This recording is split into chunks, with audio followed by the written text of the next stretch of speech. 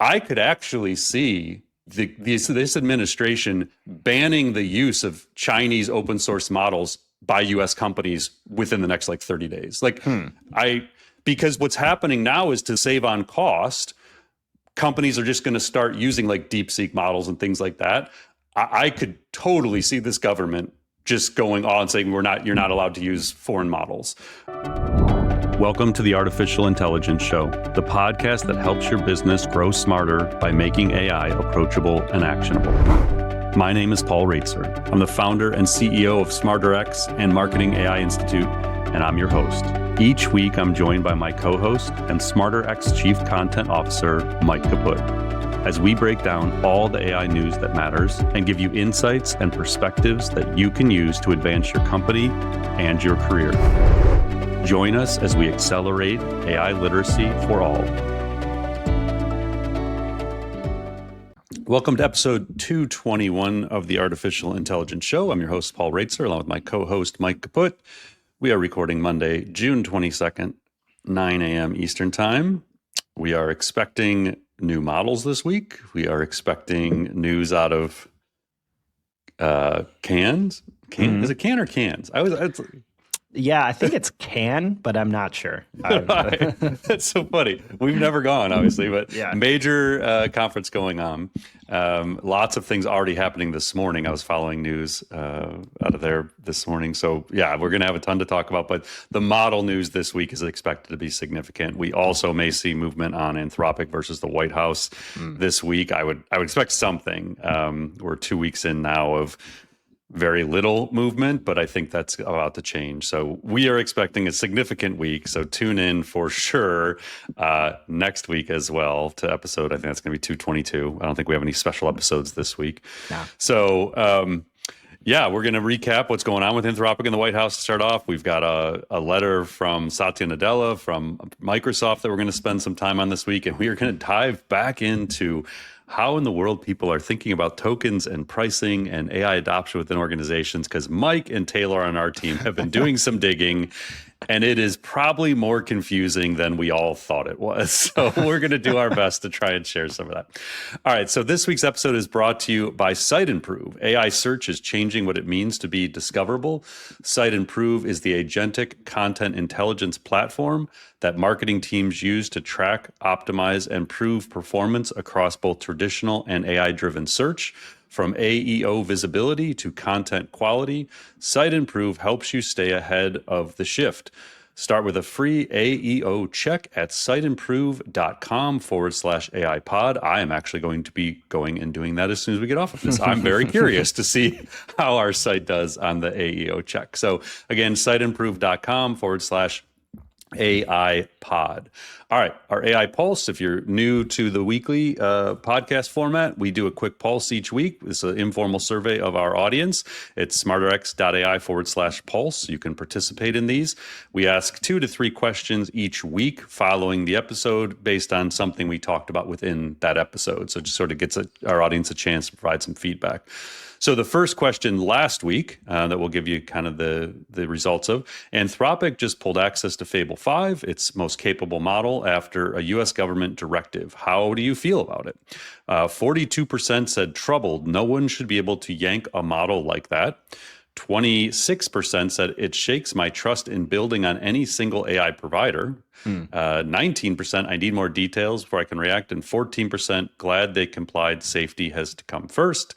And then the second question was, OpenAI just kicked off its IPO process. If you could, would you buy in? This is almost split like right down the middle. We have 35% yes, I'd buy at the IPO. 23% I'd wait and watch how it trades. 21% no, it's overvalued or too risky. And 21% I don't invest in individual stocks. Well, that's interesting. Yeah. All right. So again, informal polls, just kind of a pulse of what our audience is feeling about different topics. At the end of today's episode, Mike will give us, again, reminder for that and a preview of what the questions are going to be. All right, Mike, we're going to turn it over to you to get us into Anthropic versus the U.S. government, the continuing saga. Yes, it is continuing. So for some reminder and some context, Anthropic has spent kind of the past 2 weeks basically in a standoff with the Trump White House. House over its most advanced AI models. Things have not yet improved. So as we recall, and we covered on the pod on June 9th, the company released Mythos 5 for trusted organizations, along with a public version called Fable 5. 3 days later, the government basically passed export controls on it that forced them to take it offline for all users. The trigger here was security scares. Fable 5 is essentially Mythos with guardrails bolted on to block its most dangerous cyber, chemical, and biological capabilities. Amazon CEO Andy Jassy, whose company is one of Anthropic's biggest investors, actually called Treasury Secretary Scott Bessent directly to flag an alleged way to jailbreak those guardrails. Apparently, the NSA reviewed this, concluded these protections they had put in place could be stripped, and the Commerce Department imposed export controls that eventually forced Anthropic to essentially just pull the models while they figured this out. Now, Anthropic had insisted the whole time the concerns are overblown, the jailbreak was minor. A group of independent security researchers agreed with them, arguing in an open letter that the action took the best models away from defenders without any real risk to justify it. Since then, the administration's position has hardened a bit, it seems. Officials told Wired that getting Fable 5 back is now Anthropic's problem to fix, and that the company has to guarantee the guardrails cannot be jailbroken at all, which is something most experts say is just simply not possible. Now, we also just had the tone shifting again because Dario Amodei was at the G7 summit where Trump was, which we'll talk about in a bit in another topic. A few days later, Trump told Axios he no longer sees Anthropic as a national security threat, saying they have behaved very responsibly. He separately told the Wall Street Journal that negotiations are, quote, going fine. But as of right now, nothing is truly resolved. Fable 5, Mythos 5, they're offline. You cannot use them. The formal commerce directive still stands, and Anthropic says only that it is confident the models will be back in coming days. Obviously, this is all unfolding as Anthropic moves towards what could be the largest IPO ever. So, Paul, it's been a couple weeks here since the whole debacle around Fable. I'm curious, like on the granular level, do you see any end in sight here? Do you see Fable coming back? But also, what are the bigger picture implications here? I do think they'll resolve something. It seems like they're heading in a direction of some sort of agreement on, I guess, a more formal structure for how these things will be tested, not just Anthropic's model, but other future models from other labs, because this is going to be an ongoing issue. We learned a few other things last week. So we have now the letter from U.S. Commerce Secretary Howard Lutnick that warned Dario Amodei on Friday, June 12th, I think is when this letter was originally sent. It was Bloomberg got it on June 15th is when they published it. And so in that letter, the way that they did this is it says specifically the Bureau of Industry and Security, or BIS, U.S. Department of Commerce is charged with administering and enforcing the Export Control Reform Act of 2018. So they used that act as the way to force them to basically shut this down. Specifically, it says authorizes BIS to establish interim controls on emerging and foundational technologies that are essential to the national security of the United States. So this is the key, is they're saying this is a threat to the security of the United States because of its cyber capabilities. The letter goes on to say, I'm informing you that a license is required for the export, re-export, or transfer in country, including deemed exports and deemed re-exports of Anthropic's Claude Mythos 5 model and Claude Fable 5 to all destinations worldwide and to all foreign persons. Then on June 17th, we got the Wired report that said the Trump administration told Wired that if Anthropic wants to re-release Fable 5, it will need to ensure the model's guardrails can't be circumvented, which you pointed out, Mike, is impossible. Not only for Fable 5, it's impossible for all models. It's not how these things work. It's not like patching a bug in software that you fix. These things inherently have the ability to be jailbroken, and that doesn't go away. You can put guardrails in place, but there's nothing that Anthropic or any other lab can do to fulfill 100% guarantee that they can't be jailbroken. So there's like anything where there's these back and forths, there's somewhere in the middle is the truth of all this. if the government is actually asking for 100% guarantees, then they don't actually understand how language models work. I don't believe that to be true. I assume someone in the government fully understands that that is an impossible ask. And so they're just whatever. They're just putting this information out there into the world for some reason. We also, The Economist on June 18th had an article where they talked about maybe another trigger of this, maybe related to the Andy Jassy conversation, but something else that could possibly have been the cause for the export controls. So it said on June 11th, Mark Warner, the vice chair of the Senate Intelligence Committee, said that General Joshua Rudd, who leads National Security Agency, the NSA, and the Pentagon Cyber Command had told him that, quote, Mythos broke into almost all of our classified systems, not in weeks, but in hours.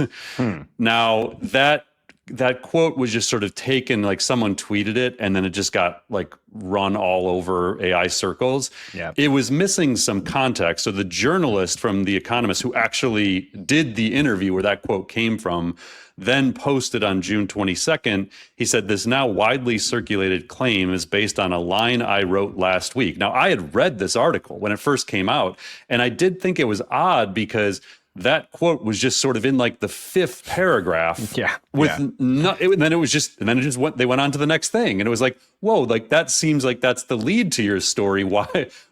And so what he says is, I accurately quoted Mark Warner, vice chair of the Senate Intelligence Committee, saying that the NSA chief had told him Mythos broke into almost all of its classified systems, but it would be a mistake to read that literally, I think. It surely depends on using Mythos alongside other tools under very particular conditions. I quoted it to give a sense of Mythos potency, but it was a mistake not to have added caveats. So now, all this being said, there is new research that shows that Mythos truly is a problem from cybersecurity perspective. So Epoch AI did some research where they looked at all the public evidence that they could get their hands on, most of it applying to Mythos Preview, but the conclusion should hold for Mythos 5 too. So they said our current take on the public evidence is this. Mythos Preview was clearly a large improvement in exploit development, much better than GPT 5.5, and also 7 months ahead of past trends. And Mythos 5 is modestly better still. So they go on to say the Mythos family's cyber capabilities aren't just hype. If made widely available, these capabilities would likely move us into a new regime of cybersecurity where vulnerabilities would need to be patched much faster to prevent a big increase in successful cyber attacks. So that's kind of a synopsis of why all of this is happening. So whether the government overreacted, whether they should or shouldn't have used export controls, the end of the day, all the evidence points to the fact that these models are more powerful and more capable from a cyber perspective than any previous model and anything that any of the other labs have put out. Now, Mike, if you'll recall, back in February 2025, this is like within a month of Trump coming into office, J.D. Vance made an appearance at the Artificial Intelligence Action Summit in Paris, France. Yep. I was thinking about his comments as we were going through these last couple of weeks, and I thought it was worth revisiting what this administration said 15 months ago about artificial intelligence and regulation, because it seems as though they either didn't understand scaling laws and where these models were going to go, or they just... I don't know. Like I have to lean in the direction that they actually didn't understand what was going to happen, because let me read you a few excerpts, and then you ask yourself if this administration is adhering to its own very strong messaging about regulation and innovation that they got a lot of accolades for in the accelerationist and techno-optimist crowd when they made this speech in February 2025. So here's J.D. Vance, February 2025. I am not here this morning to talk about AI safety, which was the title of the conference a couple years ago. I'm here to talk about AI opportunity. When conferences like this convene to discuss a cutting-edge technology, Oftentimes, I think our response is too self-conscious, too risk-averse. But never have I encountered a breakthrough in tech that so clearly calls us to do precisely the opposite. To restrict its development now would not only unfairly benefit incumbents in the space, it would mean paralyzing one of the most promising technologies we have seen in generations. This administration will ensure that American AI technology continues to be the gold standard worldwide, and we partner the partner of choice for others, foreign countries, and certainly businesses as they expand their own use. Again, keep in mind, they want to be the standard, and yet they're not allowing foreign actors to use the model. Like they're the ones that stepped in and did this. So when you're limiting access to your models, it becomes very hard to be that standard. He goes on to say, we believe that excessive regulation of the AI sector could kill a transformative industry just as it's taking off, and will make every effort to encourage pro-growth AI policies. America wants to partner with all of you, again, he's speaking to an international audience of leaders, and we want to embark on the AI revolution before us in a spirit of openness and collaboration. We need international regulatory regimes that foster the creation of AI technology rather than strangles it.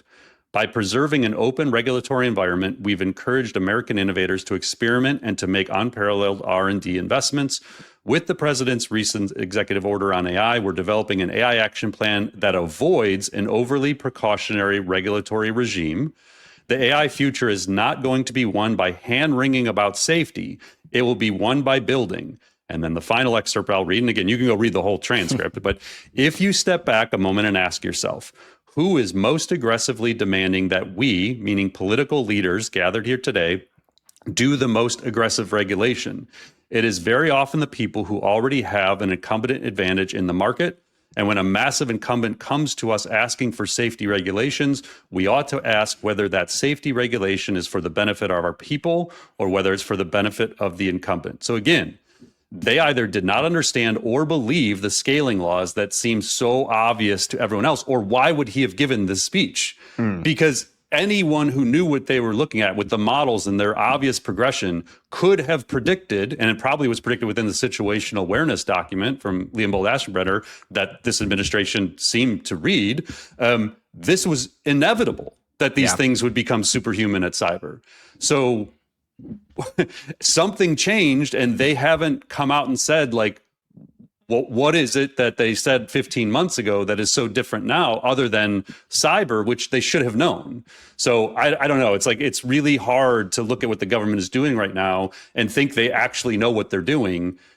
Otherwise, they wouldn't have said what they said 15 months ago.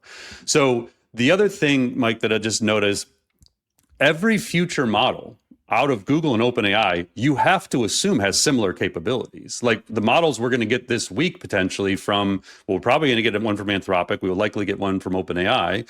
Google's got to show back up into the game at some point. They are very clearly a distant third at this point with their models.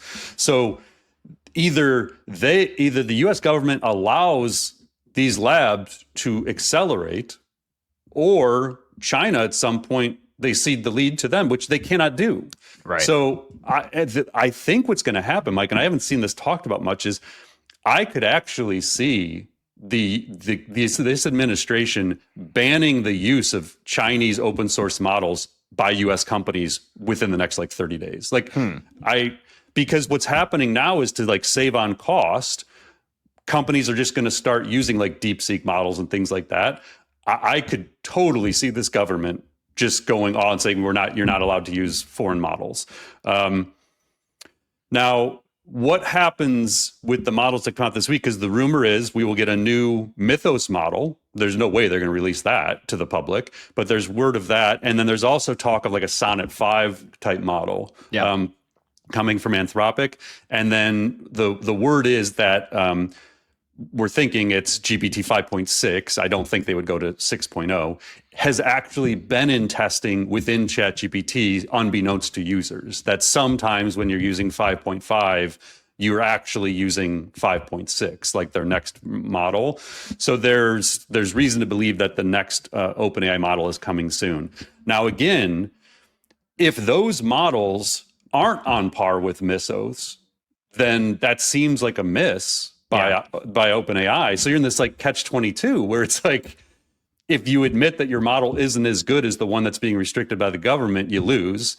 If it is as good, then you're not going to be allowed to release it. And then we'll talk a little bit more about Google later on. But again, like, what are they doing? Like, where is Google in all of this? And maybe they have like 3.5, or which one are we on now? I think we're on, there's 3.1 Pro, there's 3.5 Flash, I think. So I don't think we have a 3.5 Pro, but I might have to fact check that. Yeah, and so there's got to be like a 3.5 Pro, you would think, that's sitting in approvals somewhere. Yeah. Gemini 4 has to be a leap ahead. Like, if all they do is catch up to Mythos, they are going to lose so much talent. We'll talk about all the talent that's already leaving DeepMind, but you are about to see the floodgates open if Gemini does not surpass the frontier models from Anthropic and OpenAI in the next like 3 months. Like, I don't know what they're doing. I'll have some more thoughts on what's going on at DeepMind, but so that, I don't know, Mike. There's just a lot going on, a lot to unpack with this topic. Yeah, with this, I just keep coming back to a question, which I don't know if it has an answer. I haven't seen any reporting on it, but it's like, okay, let's assume the scaling laws are holding and everyone's roughly in the same position, which I think is roughly true. What is OpenAI doing differently about the next release? Because are we just in this world where if they're going to release it 2 weeks later, it's going to get an export ban slapped on it? Or like, they have to be, I assume, plenty of lobbying and conversations behind the scenes, like at the G7 summit probably. Yeah. But like, what are they doing differently? Or are we just in this place where it's going to be like Band-Aid solutions every 2 weeks or 4 weeks? It's very hard to look at this and think that there isn't a vendetta against Anthropic and preferential treatment for other labs, XAI, OpenAI in particular. But if you just go look at the G7 summit, next to Trump was Demis and Sam. So those are the people flanking Trump at the table. And Dario was at the kids' table across the room next to Benioff, and I forget who the other person was at the table. I mean, Greg Brockman is the largest donor to the Trump PAC. That doesn't hurt when the president of OpenAI is one of your biggest donors. We know that helps with this administration and pretty much any administration. Sam plays the game really well. I think that you have to understand how this administration functions, and he seems to be playing the game better right now. And so I do think that there's a chance that OpenAI may have an on-par model, and they're going to get preferential release approval over Anthropic. And that's very slippery slope, but that is just how it works right now. Yeah. All right, next up, we have an interesting post this week from Microsoft CEO Satya Nadella, who published a longer post on X that laid out his view of what he calls the future of the firm in an AI-driven economy. This has racked up, as of this morning, more than 65 million views. And basically, he opens with this line that a frontier without an ecosystem is not stable. So he goes through this essay arguing that the AI transition is different from previous platform shifts. So for the first time, he says, companies can create a real, what he calls, cognitive loop between people and digital systems. And the real question here is how organizations keep learning and differentiating in a world where AI models can continuously absorb human and organizational expertise and then commoditize it. So the core kind of soundbite here is he frames this whole thing around two kinds of capital every company will need to build. Human capital, which is the knowledge, judgment, relationships, and pattern recognition of its people, and token capital, which is the AI capability a firm builds and owns. So Nadella claims that the human capital actually does not get less valuable as AI grows. It gets more valuable because, in his words, quote, without human direction, you have compute running in circles. The opportunity here, he says, is not about picking the best model or tool, but building a learning loop on top of models where human and token capital compound. So a company should be able to swap out a generalist model without losing that kind of company veteran expertise that's built into its own systems. And some ways to do this are through private evaluations, internal reinforcement learning, and a queryable knowledge base. He calls this all the new IP of the firm, and a machine that compounds over time and is hard for competitors to replicate. He also included some warnings saying that no one should want a world where every company cedes value to a handful of models that eat everything they see, comparing it to how globalization hollowed out industrial economies through outsourcing. So his prescription is to build a frontier ecosystem, not just a handful of frontier models, so value flows across every company, industry, and country possible. So Paul, there's a lot to unpack in this, but I really like how he framed the relationship and the value between and the value of human capital and token capital is a really good kind of term to use here, I think. Yeah, it definitely resonated on X, at least. Like, I have no idea again if this is covered anywhere outside of social channels, but 65 million plus people and lots of comments from people thinking like this made a lot of sense to them. Yeah. So we're certainly worth a conversation. It's interesting to me the continued break from their own reliance on OpenAI's models and just the overall concept of not centralizing the power and knowledge into the three core model companies. This builds on Mustafa Suleyman's June 2nd article that we talked about building a hill climbing machine, and even used that same language in some ways. So just a quick recap, if you didn't listen to the episode where we talked about that a few weeks ago, in this article, Mustafa talked about this idea when they were announcing the launch of 7 new models that Microsoft was building themselves from the ground up. Big focus on reinforcement learning environments that allow the Microsoft AI models to learn directly from workflows. He talked about thinking of them as training gyms for AI that are accessible only to you. So again, it's the same concept that these things continuously learn in this loop based on what you're doing. He said in that article, you're building your own model trained on your data within your environment, controlled by you. Your institutional knowledge becomes part of the model and it stays yours. The goal, as Mustafa said, is to build what they think of as a hill climbing machine. People really like this term. I haven't seen it used until recently, but it's become kind of the way at least Microsoft's described it. Actually, I heard Demis talk about a hill climbing machine. So an organization that continuously improves cycle after cycle as they apply more compute, better data, and sharper evaluations. And then the key, I think, is what Mustafa has said, and they talked about this at first in 2025, and then they kind of doubled down on it this year with the article on June 2nd, is the idea of humanist superintelligence. So this is Microsoft's kind of flag in the ground. They define that to mean advanced AI systems that are designed to serve people and organizations, not replace them. These systems must remain tools shaped by human intent, accountable to human oversight, and ultimately subordinate to human goals. People, you, must always remain in control. Now, I've mentioned this book numerous times on the podcast, but if you go read The Infinity Machine, there is a lot of background on Mustafa Suleyman and how he became a co-founder of DeepMind, and then his focus. The humanist superintelligence thing is very, very aligned with how Mustafa has seen AI for the last 15 years. I actually thought it was going to be a bit of a break from how Microsoft would think about it, because I don't know that it's the most capitalistic centric approach to this. Yeah. And I think that I still do think at some point this messaging, while it sounds amazing, doesn't hold up necessarily to the economic models that are going to be required for Microsoft to compete here. But I like it. Like I agree with it. I feel like I want this idea to win. I just don't know how viable it's going to end up being. So Satya says a lot of really positive things that I like to hear. But I just don't know that it holds up. So like a couple of things I'll call it, Mike. He says, AI models, so this is now Satya's post, AI models can continuously absorb the expertise of humans and organizations and commoditize it.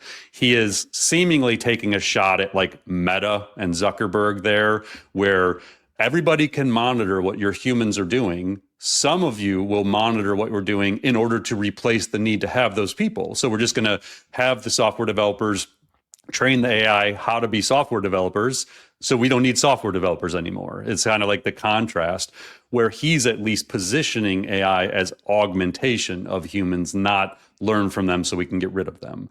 He then says human agency will be the driver of token capital growth. Humans will set ambitious goals, connect dots across domains, build relationships, and recognize patterns that matter most. That is 100% true. What isn't addressed in his article, and Microsoft hasn't really addressed at all that I've seen, is, but you're going to need fewer humans to do that. Like, yes, that is 100% true. That is the role of humans. But one human can probably do the work of 10, eventually 100 humans in that role as the agents get better. Now, what this hopefully means is Microsoft's aware of that, and they're going to continue to think about what that means, the implications to the number of humans that are needed within jobs. Then it's the future of the firm is the ability to compound the learning across people and AI. 100% agree. Companies need to turn their workflows, domain knowledge, and accumulated judgment into AI systems that improve with each use. Totally. Like, it's like right now we all have this very limited version of this where you turn memory on in ChatGPT or Claude and it starts to remember things and eventually like remembers it across your whole team, and they get smarter based on the memory and the context they hold. We're in like the first at bat of the first inning of how context and memory applies to these things. So totally, like, we can all look ahead and say, how amazing will that be when it learns with every prompt, every interaction, every piece of knowledge that's given to the system. And it doesn't matter if I move across models, like all the models we use have that same knowledge base. That would be very, very powerful. And then the final thing I'll note that Satya said that I 100% agree with, and we've been talking about this for like 2 years on this show. Private evals should capture whether a model is actually improving against outcomes that matter to the business, not external benchmarks. That is like 100% true. We keep saying this, like, how an AI lab compares their models to other models and IQ tests and things like that is 100% irrelevant to your business. Like, they're all super smart. They're all super capable. We can stop looking at those standard evals that come out when these models are released. All that matters is the evals of the work you actually do in your company. And is this model better at that eval than it was at the previous one? That's all that's going to matter moving forward. So I think there's going to be a lot more systems put in place, technology created to help establish and monitor those evals. Yeah, I kept coming back reading this to that point about context and human capital, just because it's especially, in 2026, something I've been personally interested in and working on, at an individual level, is like, how do you give these tools all the context and judgment and background they need to actually do hyper-personalized work really well, or outcomes really well. And I think that is where we, when we teach learners about this through our AI Academy, when we do talks, workshops, whatever, I think it's a part people miss quite a bit, because it's not always intuitive to say like, wow, I should be collecting all these documents or information or institutional knowledge to give to this kind of machine brain. But it can be such a differentiator if you do it right. You don't need Fable 5, though it would be amazing, but you don't need Fable 5 to move ahead very, very fast if you have that context layer. Yeah, a real practical example of this I'm thinking about is like, let's say you have a team of 100 people who all have access to Claude. And let's say there's 5 to 10 power users in there who are like every day are making breakthroughs that are like 10xing their productivity, their innovation, their creativity. And then everybody else is sort of at differing levels of their capability. But let's say like Mike is one of those 10 people who are just like crushing it and figuring new things out every day, new ways to prompt, new ways to work with the system, new outputs to ask for, giving it access to new knowledge bases that like, levels up its capabilities. And let's say that the model learns from Mike's use of the model. And now, rather than isolating those breakthroughs that Mike is having in terms of using the model every day, the model can say to me, when I go in today to work with it, listen, one of your coworkers has actually found a way, created a project that does this. Should I apply that to what you're doing right now? It's like, holy shit, I had no idea Mike did. Like, now you get into all kinds of like governance and like what access does Mike have to data that I may or may not. But the premise is, when one person makes a breakthrough or gives the model something it knows, that context that now helps it, shouldn't that then spread to the other 100 people? Shouldn't that learning transfer to the 100 users? Right. But right now it won't, unless Mike happens to post it somewhere or runs a lunch and learn or like whatever. Mike's just going to go crush it, and him and the 9 other people are going to like 10x themselves, and everybody else is going to be questioning whether or not they're getting an ROI from it. So that's like, I think where this goes is this idea of this compounding learning with every single interaction across an entire team. And nobody is close to solving how to do that. Not at all. No, but that is truly going to be an incredible unlock if we can. Yeah. All right. So for our third big topic this week, we're talking again about AI pricing and usage, because this has become one of the bigger issues in AI people are trying to solve for. It's something we keep coming back to on the show. There's an interesting piece in Wired this past week that kind of went inside some examples of this emerging scramble inside companies to manage the soaring cost of AI usage. So, for instance, AI vendors charge by the tokens, just the unit of text going into and coming out of a model. Everything you send, everything it generates gets counted and billed. So the more a company leans on AI, the faster that meter, so to speak, can run. So they shared some examples of Royal Bank of Canada's CEO said its token usage jumped 500% in 6 months. Cisco's CEO called its own usage, quote, pretty crazy. Roughly 300 companies brought up AI token costs on earning calls in April and May, up from just 93 a year before. Some like Meta, Uber, Salesforce, we've talked about a couple of these, have started capping how much employees can use. So overall, Paul, here, the honest truth is almost nobody, us included, has kind of fully figured out how to think about this yet. So what we wanted to kind of do in this segment is I was just going to kind of walk through some of what we've actually learned through some of the research myself, Taylor Rady, our director of research, have been doing into figuring out okay, help me wrap my head around what's going on with usage and billing, because it should seem you would expect it to be pretty straightforward. You would be incorrect. But I think a lot of people assume this is more clear cut than it actually is. So I'm going to dive into a few quick findings here. And if you have anything we want to talk about, we should talk about it. Yeah. And real quick, just context. So the way this came about is we were running into these Claude usage limits internally, and it was becoming a major problem. And, give you a really specific example. Let's say Mike or Taylor has a course that they're creating on a Friday, and we run into a limit by 10 a.m. Friday morning, and they can't do their course because now they have a 5-hour wait time before they can get back in and use Claude. So we're what the hell? How are we supposed to solve for this? So they go off for a couple of weeks. They do a bunch of research. Mike explains to me last Wednesday or Thursday, hey man, here's what we found. It's crazier than you thought. And I was like, dude, just share this on the podcast. So this is literally real time. I've seen some of what Mike is about to share with you all, but we're just trying to figure this out like everybody else, as Mike said. So before I share kind of some of the complexities we've run into, I just want to give a quick refresher of people's. I actually found this really helpful. Some of this might be a little basic for some people, but I think it's really worth quickly understanding how this works. So we're all in one way or another charged per token, right? So tokens are these small individual units of language that are basically output and input by AI models. So for something like Claude, a token is approximately 3.5 English characters. So what you're running into is about 750 words roughly equals about 1,000 tokens or so. Everything you send and everything the model says back to you gets counted in these units. Now, as if this needed to be more complicated, there are two different types of ways that labs charge for these. So input tokens are everything you put into the model. Output tokens are everything the model generates back. Output tokens cost significantly more than input tokens. It's typically 2 to 5 times more than input tokens, because the model can pretty efficiently read all your inputs in one pass, but then when it generates the output one token at a time, it's predicting the next token, the next one, the next one. More work per token means higher prices per output token.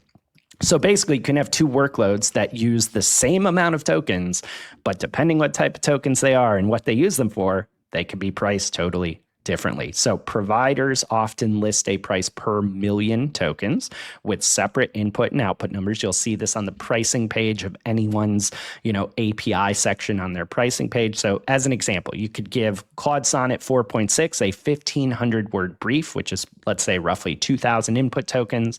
Ask for a 600 word summary. That's roughly 800 output tokens.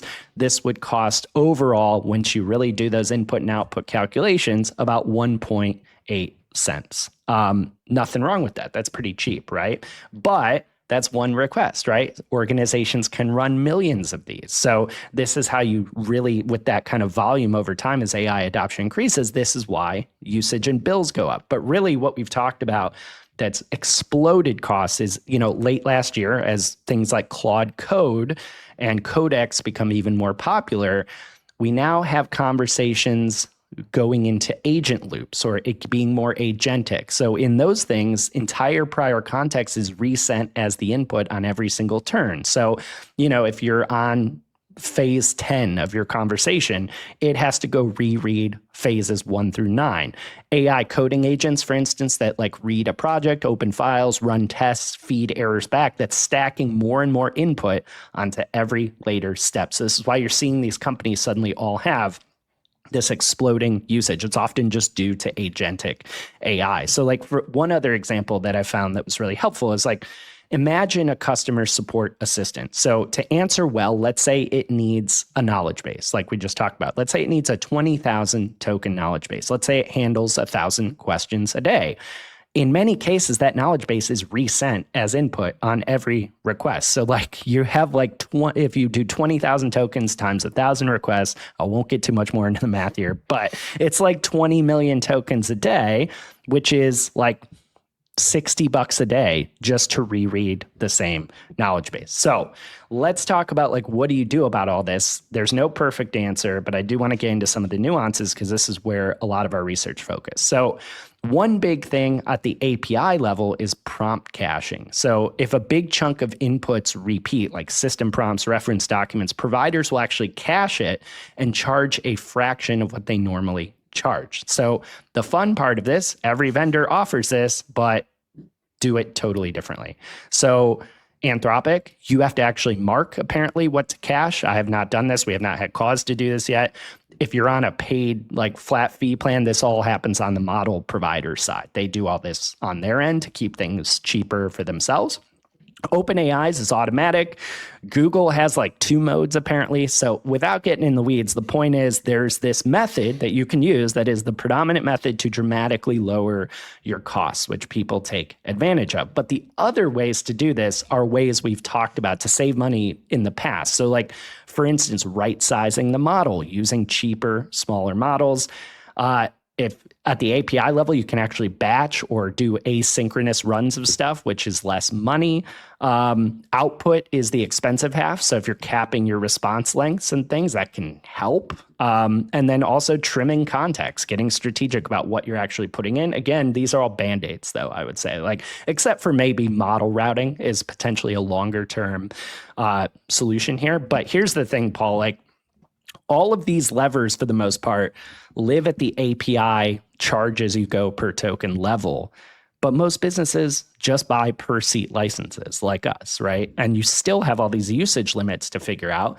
But the thing is, once you start saying, okay, well, if you're on a license, you have a set amount of usage.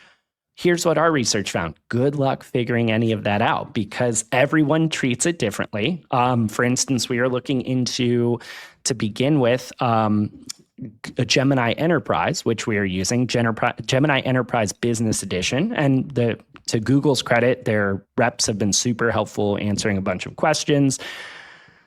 But something like Claude, right? You just have like a Claude team account. Everyone has their own usage limits. You don't really know exactly what those are. You just see the meter running and you can know when you're approaching it. Gemini Enterprise has, and I'm just going to read some things that they sent me. In Gemini Enterprise Business Edition, quotas are pooled across your entire organization. Each purchased license contributes a set amount of capacity, for instance, 120 queries per day, to the organization's total shared pool. So in some cases, you may have individual usage limits like we do under a Claude team plan. If we move to a Claude enterprise plan, we would now be on like pooled usage, meaning the organization is taking from everyone else. Gemini Enterprise works like this out of the box. So we say every user seat gives us more usage, but we're still all pulling from the same pool for the most part. Now, also, Gemini Enterprise, when you hit your quota limit, it just stops working. So that's interesting. So there's all these nuances. Again, this stuff could change tomorrow. This is not how OpenAI works. It's not how Claude works. They're all different. So you've quickly run into this problem of not only untangling how your license and usage works, and it differs depending on the license within a single model provider, not just between Anthropic and OpenAI and Google. There's like 8 different ways this can work if you have a specific tool. So figuring that out alone, pooled usage versus individual is critical. But even within that, unless it is quotas like Google is offering, we say, okay, it's a certain amount of messages, but like, is anyone like sitting here tallying and counting? I mean, it's like, I come back to like, I appreciate there's some clarity around usage and around how the rules work. And I get that it has to have some limits, but I don't really see a sustainable way to be sitting here, whether it's tokens, a pooled usage, individual usage, quotas. Am I just going to have to sit here with like a calculator tallying things while I go? Seems insane to me. So I'll stop there. It's a lot to process for the moment. We're making progress understanding better how this is working. But in terms of solutions, I'm really struggling sometimes to untangle this. And this doesn't even get into once we are, I assume, as we deploy more agents outside of using agentic tools on a paid set plan, getting into the API is a whole new, interesting animal. And most organizations are doing a combo of both, it looks like. So it's not one or the other. Neither one is clear and super easy to solve. Well, and that was a great breakdown. Super confusing, as I expected. You're focused on like the 3 major labs who are selling direct to consumers. Imagine now, like we use HubSpot. Well, they're not selling direct. They're passing the cost of the tokens through on anything we do within HubSpot with their margin on top of it. And it's like, good luck figuring that out. Like it is. So I guess what we're saying is we'll know we've reached AGI when this isn't a problem anymore. When we have a model smart enough to solve how to price models for business usage. I mean, as you explain this, I'm thinking like, okay, maybe someone in IT and procurement is like capable of solving this, but do you think like a head of sales, a head of marketing, a head of customer success who now has to like manage these agents has any clue, like any context whatsoever to have ever dealt with a pricing model like this? So yeah, I mean, again, like we've talked about this maybe 3 or 4 straight episodes. Now you understand why. This is not some simple, like just do it this way. And I lean in the direction still that, you know, the simplest solution is probably the answer. Yeah. And I think the simplest solution comes back to a per seat license where you're just subsidizing the most powered users. Yeah. But then you have a bunch of people who aren't using their limits. And it's like everybody just pays $200 a month or $500 a month or like whatever that number is, you just charge by more. But the labs don't have enough adoption and there isn't enough AI literacy within enterprises for them to know how to get that value out of it. So if you just raise your rate all of a sudden, say $500 per month per license, someone like SmarterX will be like, yeah, cool, great. Like we're getting that ROI and it's not even debatable. But if you do that to a major enterprise that has yet to do AI literacy training, specialized, like personalized adoption training, they're gonna be like, no way in hell we're getting $500. Like we can't justify that. And it's like, okay, well, the labs have more work to do before they have enough of an educated buyer to know the ROI. So they can't just raise the per seat license. You could do human replacement cost of like, hey, you got 10 marketers, you're only going to need 2 now. So you can use some of the difference, but no one can market that because they would lose customers because they're replacing humans and they can't say that. Right. So it's like the simplest answers to how to solve this aren't really super viable right now for a variety of reasons. So and, you know, I'm sure some more technical people that would say like, oh, okay, well, you can use a really cheap, fast model and through the API, you can get a set understanding of how much it'll cost to build something. Maybe like that works for one-off services and agents you're building to accomplish a task. But like there's so much amorphous strategic knowledge work being done. Like it's just like how much does it cost to just have a deep dive strategy conversation for 3 hours with Claude. I don't know. Who knows? Like, Right. I'm not going to sit there and be like, I'm going to make sure this one stays at 50 chat. That's not how thinking works. Correct. Like, especially if you're in voice and you're just talking for an hour. Right. It's like crazy for all this knowledge work stuff that's going to be transformative. That's not building repeatable AI powered services. I get that part's a little more quantifiable and manageable. But for this stuff, and also we haven't even gotten into like the transformation part of it. This is just to like do stuff we're already doing more efficiently and better. But the innovation piece, who knows? Yeah, and we'll talk about Sakana, the Japanese lab at the end and the product updates, but they just came out with a model that was getting a lot of rave reviews in the first like 12 hours. It came out like last night, I think. But in essence, like my initial research, it's basically just a routing system. So then you have this opaque routing thing where it's like, okay, so let's say I go into Claude and all my model choice is gone. I can't pick of my 7 or whatever models that you currently can pick when you're in Claude. And so now I have employees who maybe aren't as advanced in their usage who can't pick like Opus 4.8 and like burn through tokens unnecessarily. Yeah. But now it's like totally opaque to everybody. And now when I want to do my deep thinking, I don't even know which model I'm getting. I'm assuming they're giving me the shit model because it costs them less per tokens or we're running up against our budget. So it arbitrarily moves us to the more efficient model because it knows otherwise I'm going to get pissed and like run into my limit. Like, oh my God, like this stuff is so complicated. And it just feels like all the labs are literally just like making it up. Like, all right, let's try this model right now and see what happens. And all of this pricing is built for developers. That's the other thing that like annoys the hell out of me right now is none of these models make sense to the average knowledge worker. They are built for researchers and developers who understand how to work with APIs and the metered access to all this stuff. It is not built for marketers and executives and stuff like that to comprehend at all.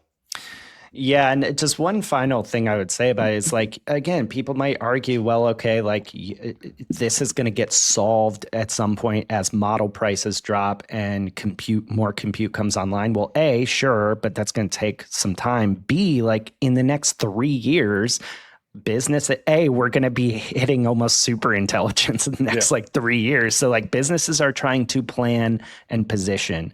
You cannot do that without some predictability. And the lack of predictability here, I think, is really what gets me and what is very difficult. Because like, how are you supposed to adopt all this great technology? How are you supposed to diffuse it everywhere if I have no idea what we're getting charged for certain things? Yeah, and then the final note, again, we could probably talk for another hour about this because every time, like now my brain's just like going on this.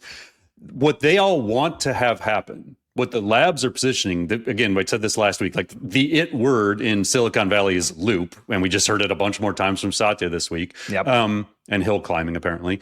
What they want to have happen, and again, they can't say this yet, they want to take an enterprise that's 10,000 people, and let's say your marketing team is 300 people.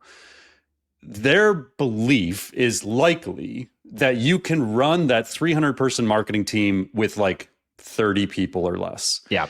But to do that, you have an email marketing agent, an SEO or AEO agent, you have a strategy agent, and they are running on 24/7 loops. Mm-hmm. So your marketing team never sleeps. So you only need like 15 to 30 people to orchestrate all of this. But your AI is running all the time. You are literally just burning tokens all day long, and it's learning from itself, and it's running a campaign, and it's tweaking the campaign, and it's updating the creative, and it's updating the media buy. And like, that is the inevitable outcome of these models becoming generally capable and autonomous and reliable in the next like 2 to 3 years. The models should be at the point where they can largely do what I just explained across every function, across every department. But imagine the amount of tokens you're going to burn to do that. Now, could you get like, let's say we get Sonnet 5 this week, and 3 years from now, Sonnet 5 is 1,000 times more efficient than it's going to be when it comes out. Then in theory, the cost to run that model 24/7 across hundreds of agents, maybe it becomes, I don't know. But like, how do you even plan? Yeah, people would say like, okay, well, isn't it worth whatever money you're saving on those people? Maybe, but like, how are you plan out any of this? Like, expecting an average enterprise or company, like an entrepreneur's at the bleeding edge, great, go do this and say, I'm going to spend $1 million to get 5 million of value. Amazing. But like, Your average company, it's insane to think they're just going to go all in on something like this without any type of predictability or measurability. Right. Well, yeah, because it requires an understanding of what these models are going to be capable of in 18 to 24 months. Right. And it's very rare I have a conversation with a business executive who can even comprehend deeply where we already are today and like what they're already capable of. So it's going to be a very, very select few organizations that can truly like live in the future, I would say. And it's going to look very weird to companies on the outside and the competitors who can't keep up with what they're doing.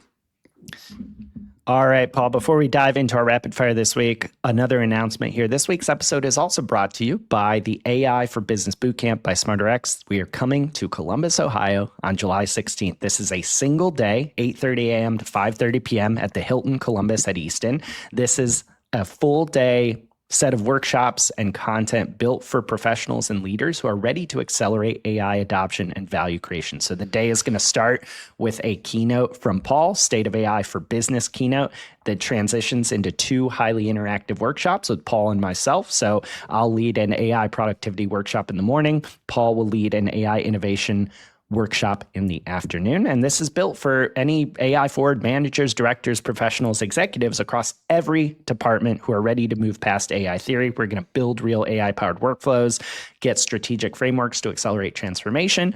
You also leave with an immediately actionable plan for yourself and your team all in one single day. If you're one of our AI Academy Mastery members, you get discounted pricing. Discounts are also available for teams of 2 or more. Groups of 10 or more can get custom pricing. So be sure to join us. If you're available, you can use the code POD100 to take $100 off your ticket. To grab your spot, and spots are limited, just go to smarterx.ai, click on events. You'll see the AI for Business Bootcamp as an option right there. My guess is we will also have a lot of time at that event to sit down and just talk about this things like the token, but like just get ideas from other people who are going through this, because that's the best part of these live in-person events is like the collaboration, the ideation, commiseration, like whatever you want to call it. Yeah.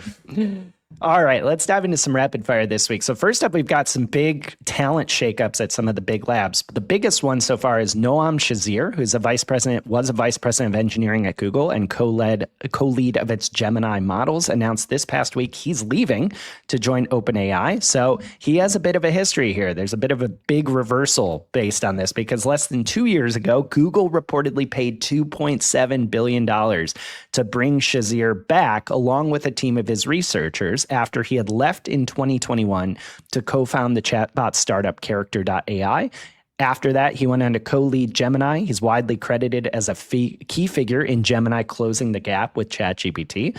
He is also basically AI royalty. He first joined Google back in 2000. He was a co-author of the seminal Attention is All You Need paper that introduced the transformer. That's the architecture underneath basically every modern chatbot.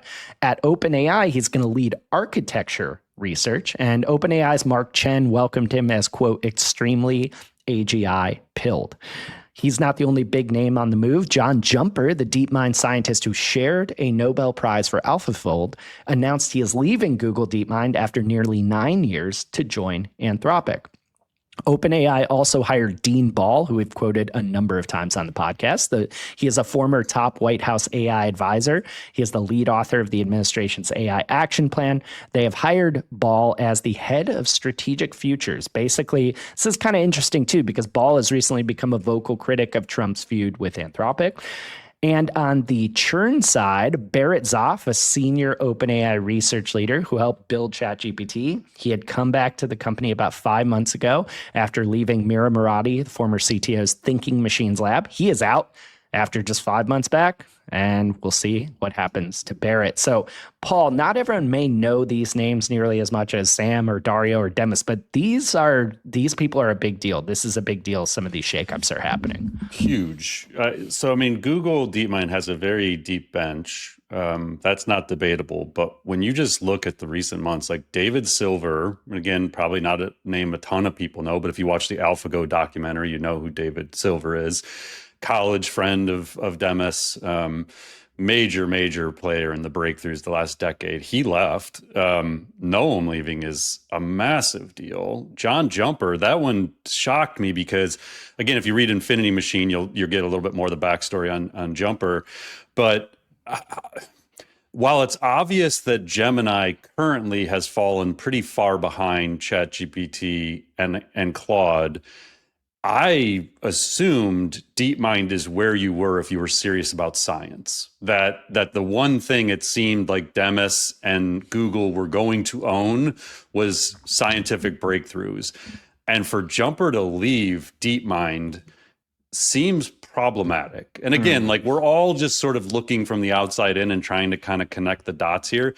But the thing I can't shake, Mike, and I haven't really said this on the podcast yet, but like when you read The Infinity Machine, the vibes you get from Demis are like, there was a number of times where I would like listen to his quotes from the author and I would be like, I think he might leave. Like, like you really, there's a lot of times where you listen to his interviews and you think he never wanted to run a product-driven lab. Like he had to. He is a researcher through and through who wants to solve the biggest challenges in the universe. And when I see these major players, including like Silver, that he's so close with, Jumper, it's like something is off. Like there's just, I don't know what it is, but like, and I'm not saying I think Demis is actually going to leave, but if like tomorrow somebody tweeted that Demis has left to restart his own lab again, focused on pure research, I would look at that as like, yeah, that makes sense. Like I would not be shocked at all if that was something that actually occurred, which is not great, like for that. But again, if you read that book, I don't know how you come away with that thinking that Demis is like locked in and totally happy doing what he's doing right now with DeepMind and happy with the progress that they're making. So again, I come back to what I said earlier, like DeepMind and Google, they need to show up big in the next few months, like just some transformative things, because I could see a lot of top talent there if they continue to be third place or worse, that are like just jump ship and go to Anthropic or OpenAI. And then you get into a situation where I'm not saying this is what's going to happen with DeepMind, but like where Elon Musk at XAI was like, oh, screw it. We're not going to be one of the frontier models that Anthropic and OpenAI have that. Right. And I wonder if at some point Google's like, hey, we own 14% of Anthropic. Like, let's just pour that in. Let's do, what we need to do in our products. But like Gemini is just not going to be like again, I don't think that's what's going to happen. But I also am getting to the point now where it's like, I wouldn't even be surprised if things like that started transpiring because of everything that's going on. But seeing this level of talent leave is very weird in a very short time period. It's total speculation, but I'm just curious about your take here. So let's say Demis, I think, has been on the record, probably pretty safe to say he believes we'll have some form of AGI by 2030, if not sooner. Yeah. So you've got a few years window here. Like, he obviously could raise any amount of money he wants. Like, is it easier for him to just do his own thing, or would he be looking to just say, okay, I've got a 3-year window to usher this technology into whatever form it's in? Do I just join one of the other two at this point, big labs? Yeah, I can't see him just joining a lab. I mean, I know him and Dario are close. Yeah, again, like when you listen to his interviews, because in The Infinity Machine, he did like 40 hours of interviews with the author. And there were a lot of like very vulnerable conversations where it was just like sitting in a cafe and like sharing his thoughts. And again, I'm not reading into anything. He literally says, like, once we get to AGI, I think I'm just going to go away for a while. Like it's, I think he is on this sort of treadmill where he's just trying to get to the end game. And up until now, but he tried to negotiate his way out of Google multiple times prior to this. He saw Google as the most likely path forward to achieving his mission. Yeah. And if at some point that changes, or the need to be so product driven continues to get in the way of him solving, the biggest challenges and questions in the universe, and he feels like he just needs to go somewhere else to do it, he's a very mission driven person. And actually the analogy, Mike, I thought of this morning when I was kind of getting ready for this, there's the story they tell in the book about his pursuit of AI, where he loses this chess match. I think he was like 12 years old. And he basically was in this like extended match, and he made a mistake in the end, and he lost when he shouldn't have lost. He just kind of got fatigued. And he says, like, that night in the hotel room, he's realizing that, like, all of this brain power is sitting in this room playing chess when they should be out solving like the most complex things in the world. Right. And that's when he started looking at like AI as like the path to do this, and like more people should be working on these things. And so it's not unprecedented that at some point, and this is where I started kind of drawing the parallel, where if he feels like his brain power is being wasted on productizing this technology instead of applying it to solve these problems, he has shown throughout his life he will just leave and go do the thing that needs to be done. Yeah. And so I think that's why I feel like there's something has to give here. I don't think Google is moving as quickly on the frontier advancements as maybe he's going to want it to be. And like something's just got to change internally or externally. I don't know. Like something isn't right. Like it seems unsettled right now. Gotcha. So next up, the G7 summit this past week happened in France, and it turned into a bit of a major AI event. There was a closed-door working lunch on Wednesday that brought about a dozen tech executives together with heads of state, including President Trump. So we saw at this meeting Anthropic CEO Dario Amodei, Google DeepMind CEO Demis Hassabis. Sam was there. But Dario and Demis used this meeting to actually call for a U.S.-led international coalition to set the rules and standards around AI. And Sam, also in the room, backed them up, pushing for a global forum to test models and establish shared standards. Amodei also told the leaders to, quote, resist the temptation to splinter over AI. He argued that cooperation should include structured access to frontier models and a chip and component supply chain that excludes China, puts joint work on the risks of AI in cyber, bioterrorism, and intelligence. Obviously, this is all playing out against the backdrop of the White House fighting with Anthropic. Separately, G7 leaders discussed a, quote, trusted partners plan that would give select allied countries or companies a path around those restrictions to access advanced U.S. models. So, Paul, just as a refresher, the G7 of countries is the U.S., France, UK, Germany, Italy, Canada, Japan. We had a bunch of people in the room, including Trump, Secretary of the Treasury, Scott Bessent, Lutnick, and Rubio as well, along with these AI leaders. There are a bunch of AI leaders from other companies, basically other AI champions in G7 countries. But kind of interesting to see CEOs standing right in front of Trump wanting a U.S.-led global coalition when the Trump administration is also banning U.S. models. I really feel like if Dario was willing to play the game like we talked about earlier, he would have a very, very important seat at the table right now. Yeah. I think Anthropic has demonstrated the need for greater collaboration with other democracies, democratic countries, and allies.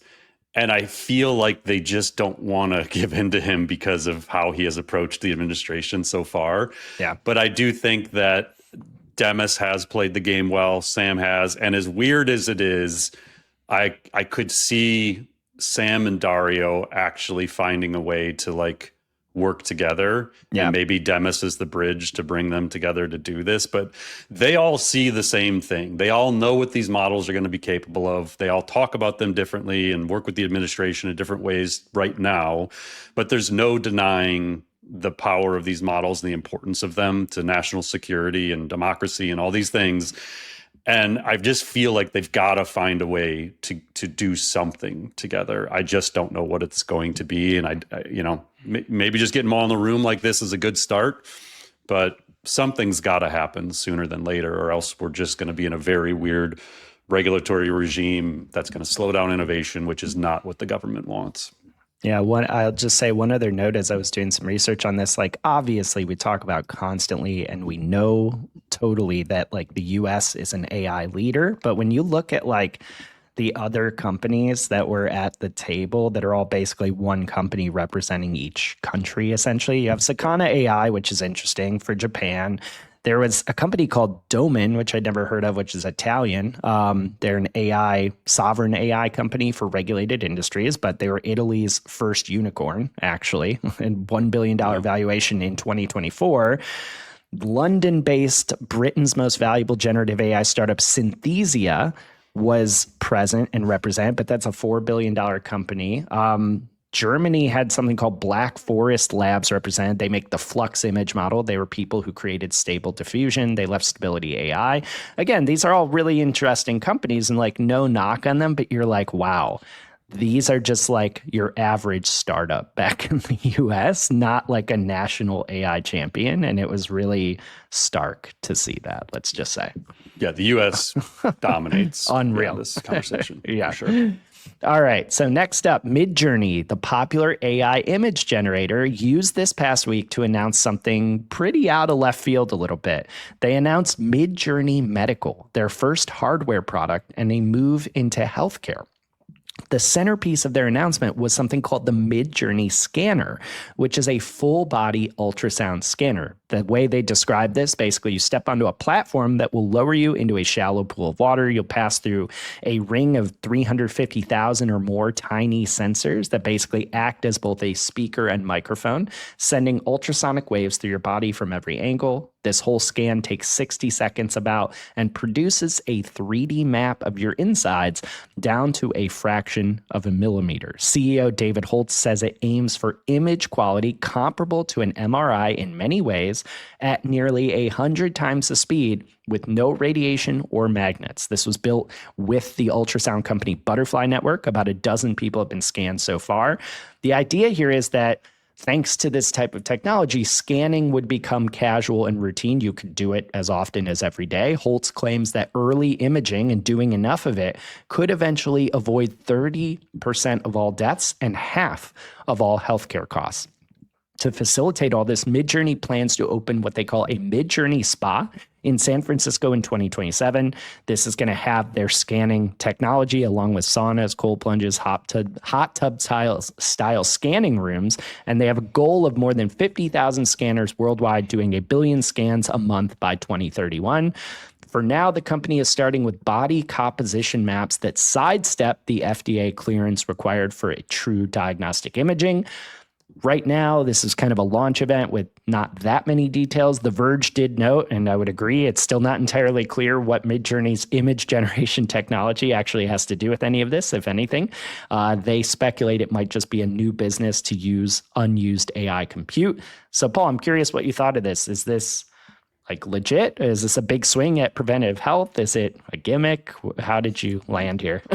It seems like it's a viable path. I mean, I've read a lot of reviews online of actual like doctors and, certainly from the AI entrepreneur side, it was getting a lot of positive feedback as like, oh, this could actually work. This is an interesting thing. So overall, I'm extremely excited and bullish on the next like 10 years of medical advancements powered by AI. I think it's going to be, maybe the most important thing that AI brings us in the next 5 to 10 years. And so I think it's noteworthy when these sorts of things happen. I think you're going to see a lot of these out of left field things where it's like, wait, what? Like Midjourney's doing an MRI machine? But yeah, I don't know. I think it's positive. I like any advancements that are, going to make diagnostics more affordable and more accessible to, the general public, and hopefully, solve a lot of long-term illnesses that otherwise just go unnoticed. So yeah, I don't know, positive stuff. I like it. Yeah. And, like we've tried to do sometimes, highlighting more AI for good. We'll see if it works, but it's not all doom and gloom out there. People are doing some really interesting things. Yep.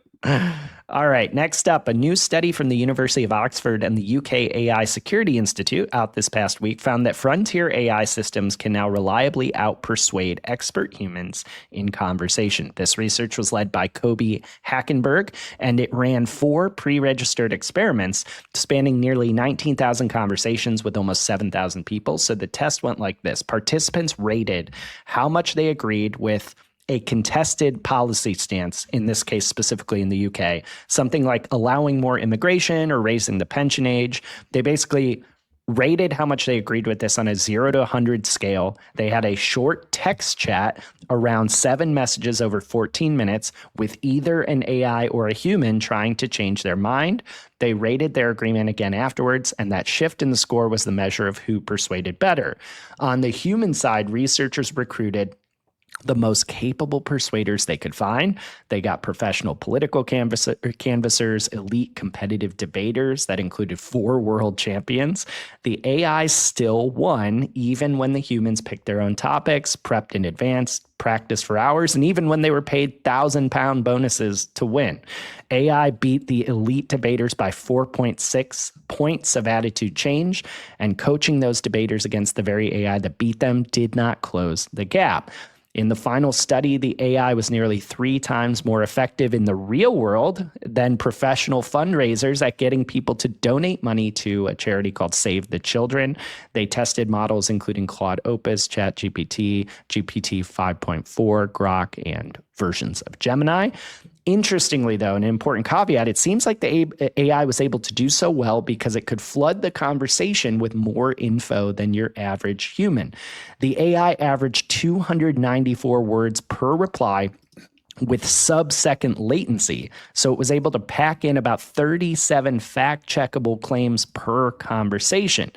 When they throttled it down to how fast humans could type and what length they were able to do in an average or normal conversation, that dropped to about 12 fact-checkable claims per conversation, and the advantage of the AI essentially collapsed to 0. So, Paul, like, long story short here, based on this research at least, it does sound like AI does not have to be superhumanly intelligent to actually be better than humans at persuading. It's just a scale and speed thing, it sounds like. There's a Sam Altman tweet that I've gone back to numerous times and mentioned on the podcast a few times. So back in October 2023, he tweeted, "I expect AI to be capable of superhuman persuasion well before it is superhuman at general intelligence, which may lead to some very strange outcomes." Now, he tweeted that 11 months before the release of the first reasoning model, O1, but right in the midst of what was called Project Strawberry, where they were working on reasoning capabilities. And so I've always felt that the models were already at superhuman at persuasion. I've felt like earlier versions, but there was guardrails put on them to prevent them from doing it because superhuman persuasion can be used in very nefarious ways. Yeah. And so it's a very dangerous thing to have the models be able to do, but it's inevitability that they're going to be. And so it can be used for really positive things, but it's a dangerous thing. Yeah. And I mean, we've already talked about so many times people already, having AI psychosis or weird relationships with AI. And that's not even a fraction of probably the persuasion capabilities that totally it actually has. Yeah. We're not, when you're working with ChatGPT and Claude, you're not seeing anywhere near the full capability from a persuasion perspective. All right. So, Paul, next up, we've got our AI use case spotlight. Every week, we give you a quick look under the hood at real AI use cases we're exploring, building, or deploying in our own work at SmarterX. So, Paul, I'm just going to share a real quick one. Then if you have anything to share, we can talk through that too. So for me, this past week, I was actually preparing for a couple of upcoming talks, and I was interested to see if I could actually get a better way of critiquing my speaking style. So I built a way to record myself practicing and have Claude actually critique it. Now, you can, of course, use a natively multimodal model like Gemini, for instance, just drop like a recording in. It'll help you do some of this. I was curious just doing this with a different model because Claude can't do this natively. So Claude can't natively watch video or really listen to audio. But what's really cool is that you can just decompose the recording into things that can actually analyze and do this locally on your machine. So basically it's worked in 3 quick layers. First, it transcribed the entire talk locally with Whisper, like an open source transcription model. So you could get the exact words, my pace, every filler word. Second, this was the part Claude Code figured out how to do, and I had no idea was even possible.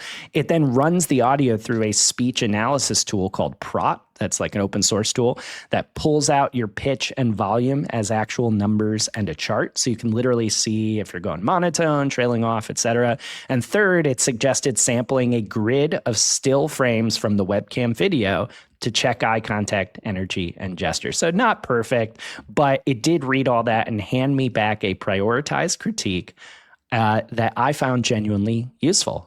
It caught some things I was wrong about. I thought I had actually gone too slow. The data said I was actually running about 170 words a minute on the fast side, so I actually just needed to like trim content. It flagged that I leaned on certain words a little too much, which was helpful. It definitely told me what was working as well, which was really cool. And so the whole point here is like, you can kind of take it or leave it for how much you want to take the advice of AI when doing a talk or something. But the point was, I didn't have to like sit down and vibe code anything. And that's awesome. I love vibe coding, but I think people assume, oh, I got to go vibe code something. It's like, you don't always have to. You can just describe what you want, strategize back and forth with AI to refine your idea. And then something agentic like Claude Code or Codex can just figure out like what pieces of software can we put together to make this work? What strategies can we use to actually do this thing? So that was the bigger point for me there. Impressive.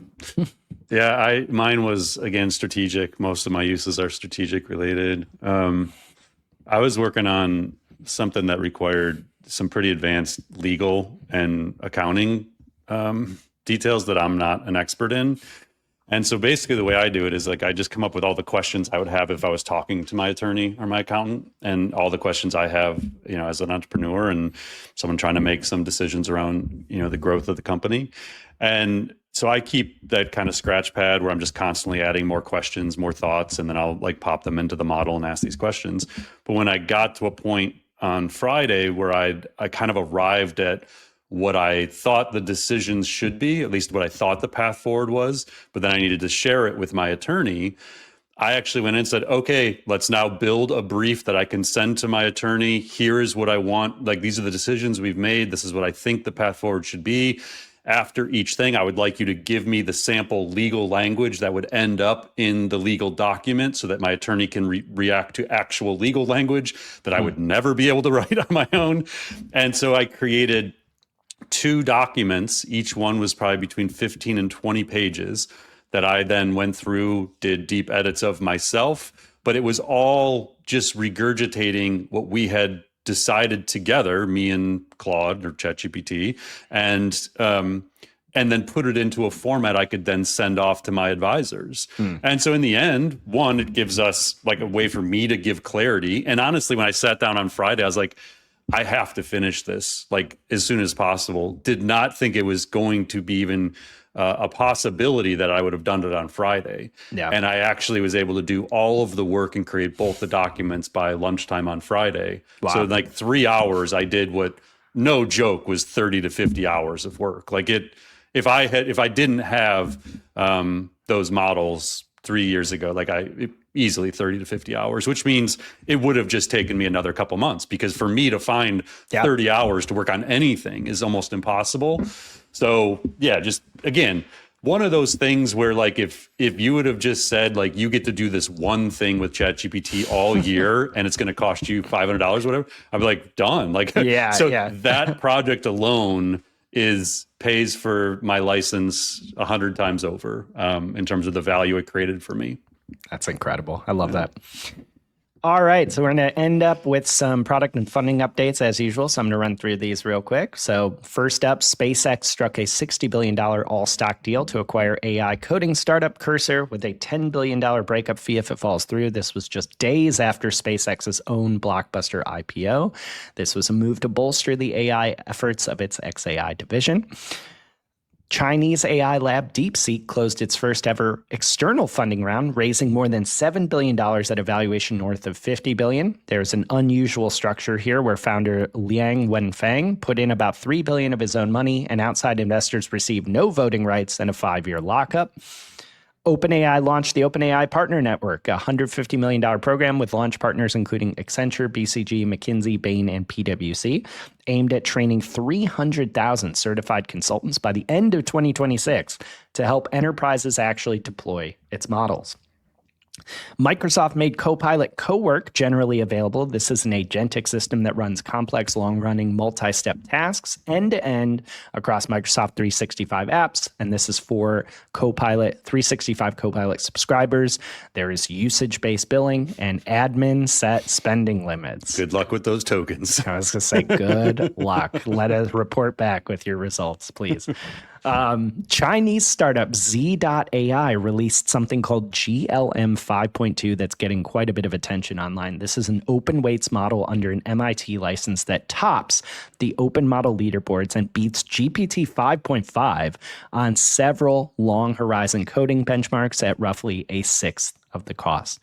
And then finally, Sakana AI released something called Fugu, which is a model that works by orchestrating a pool of other AI models behind the scenes, including copies of itself, and can automatically route around any provider that gets cut off, which the company is pitching as resilience against export controls. So everything comes full circle here.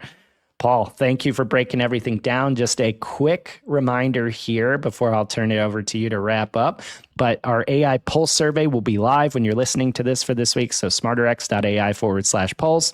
And this week, we are going to ask about AI usage and also ask about your take on Microsoft CEO Satya Nadella's essay that we discussed this week. So, Paul, thanks again for breaking everything down for us. Yeah, and again, reminder, this episode is brought to us by SiteImprove. Go check out that AEO check at siteimprove.com/AI pod. That is something that Mike and I are definitely going to be taking a look at and seeing the ways that SiteImprove can help with the agentic content intelligence platform for our marketing team. So again, siteimprove.com/AI pod. We expect, as I said earlier, multiple new models this week. That is on, if the government allows the release of multiple new models. I guess we've arrived at the point where we have to give the caveat if the government lets it happen. We might have a couple of new models to talk about next week. So thanks as always, Mike. It should be an interesting week ahead. Can't wait. All right. Talk to everyone later. Have a great week. Thanks for listening to the Artificial Intelligence Show. Visit smarterx.ai to continue on your AI learning journey, and join more than 100,000 professionals and business leaders who have subscribed to our weekly newsletters, downloaded AI blueprints, attended virtual and in-person events, taken online AI courses, and earned professional certificates from our AI Academy, and engaged in the SmarterX Slack community.